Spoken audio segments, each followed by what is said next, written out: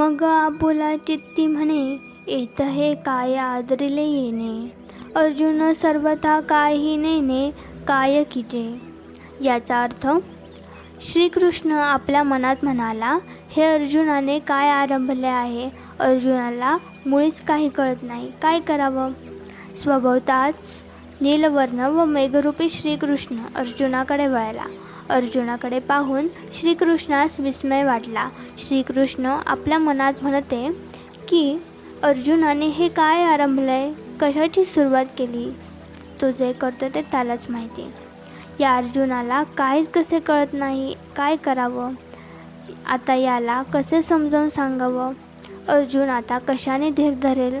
ग्रहबाधा दूर करण्याशिवाय जसा एखादा मांत्रिक विचार करतो त्याप्रमाणे श्रीकृष्ण विचार करीत होते. आराध्य रोग पाहून जसा एखादा वैद्य दिव्य औषधाची योजना करतो त्याप्रमाणे अर्जुनास झालेली मोहाची बाधा नष्ट करण्याविषयी भगवंत विचार करू लागले. आईच्या रागात प्रेम दडलेले असते, औषधाच्या कडूपणात अमृत दडलेले असते.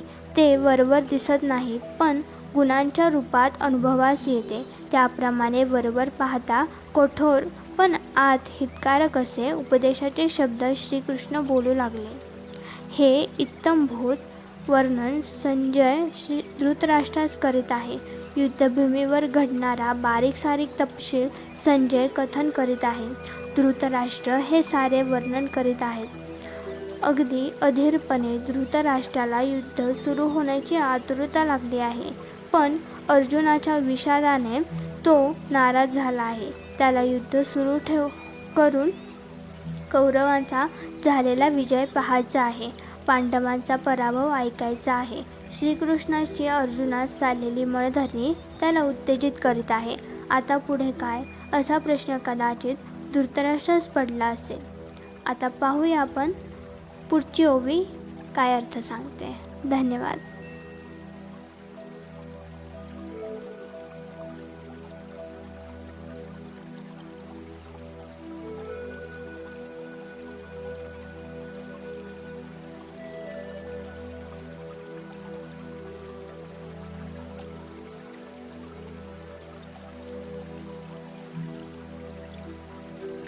तू जाणता तरी म्हणविसी, परी नेनिवेते न सडिसी.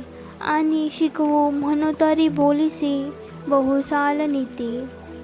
याचा अर्थ, श्रीकृष्ण अर्जुनास म्हणतात, तू स्वतःला जाणता म्हणवतोस पण अज्ञान टाकत नाहीस. बरे, तुला काही शिकवावे म्हटले तर तू नीतीच्या मोठ्या मोठ्या गोष्टी सांगतोस. निर्णय घेण्याचे कार्य अर्जुनाने श्रीकृष्णावर सोपवल्यावर भगवंत मनात हसले व चित्तात प्रेम ठेवून वरवर रागावत अर्जुनाला म्हणाले, तू स्वतःला जाणता समजतोस पण अज्ञान टाकत नाहीस. उलट तू नीतीच्या मोठमोठ्या गोष्टी सांगतोस.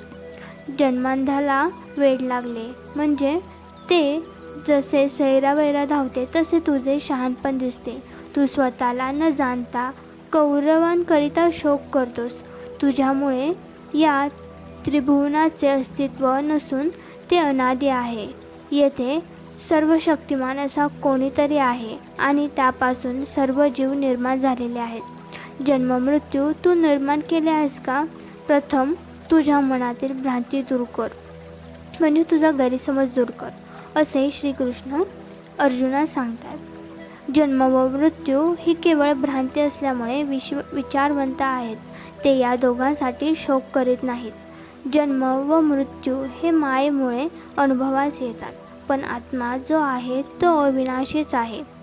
वाऱ्याने पाणी हलवले की ते तरंगाकार होते आणि वायूची हालचाल थांबली की ते पूर्ववत शांत होते. शरीर हे एकच आहे. तारुण्यात बालपण नाहीसे होते, वार्धक्यात तारुण्य नाहीसे होते. अवयवांची अवस्था बदलते पण शरीराचा नाश होत नाही.